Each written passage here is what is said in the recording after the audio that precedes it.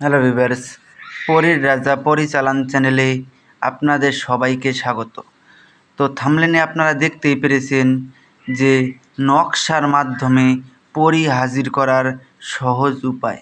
হাতের মধ্যে শুধু নকশা ধারণ করে আপনারা পরী হাজির করতে পারবেন।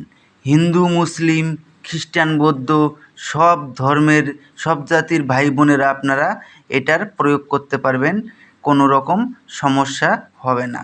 আমি আপনাদেরকে বলছি কোনো রকমই সমস্যা হবে না, আপনারা শুধু অনুমতি নিয়ে কাজ করবেন। আপনারা কিভাবে কাজ করবেন আমি আপনাদেরকে স্পষ্ট বুঝিয়ে দিচ্ছি। আর তার আগে আরেকটা কথা বলবো, যদি এটা নিজেরা করতে না পারেন, চালান করে নিতে চান, স্ক্রিনে দেওয়া নাম্বারে আপনারা আমার সঙ্গে যোগাযোগ করে নেবেন। আরেকটা বিষয়ে কথা বলবো আপনাদেরকে, সেটা হলো গিয়ে সরকার থেকে 1000 সাবস্ক্রাইবার থেকে 25,000 সাবস্ক্রাইবার চ্যানেল যাদের রয়েছে সার্ভে করবে। যাদের ফ্রড চ্যানেল তাদেরকে তার মানে ধরার পদক্ষেপ নিয়েছে সরকার থেকে, যেন প্রতারণা করতে না পারে। তাই আমি আপনাদেরকে বলছি যে আপনারা সাবধানে থাকবেন, যাকে তাকে টাকা দেবেন না।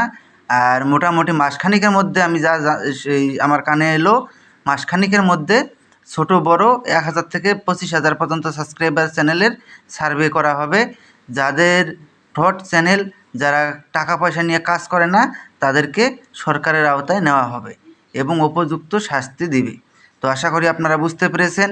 তো আমি আপনাদেরকে এখন বলবো এই সাধনার নিয়মবিধি।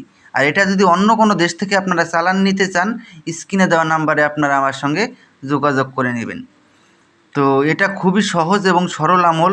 এটা যে কোনো বৃহস্পতিবার দিন আপনাদেরকে করতে হবে। এটা করার পূর্বে আপনারা আমার চ্যানেলটাকে সাবস্ক্রাইব করবেন, লাইক করবেন, শেয়ার করবেন আপনাদের বন্ধুদের মাঝখানে। তারপরে আপনারা কমেন্টে অনুমতি চাইবেন, আমি আপনাদেরকে অনুমতি দিয়ে দিব।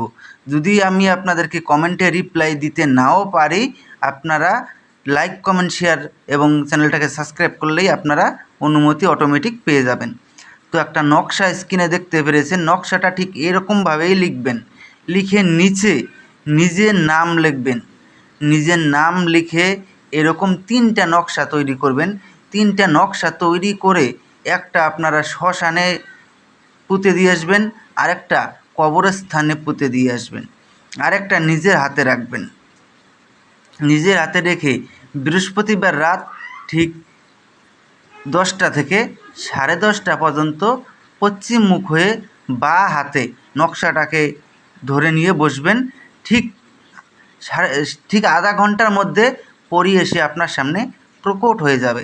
যখন পরী এসে আপনার সামনে প্রকট হবে, তখন পরী আপনাকে আপনার মনের ইচ্ছা জানতে চাইবে।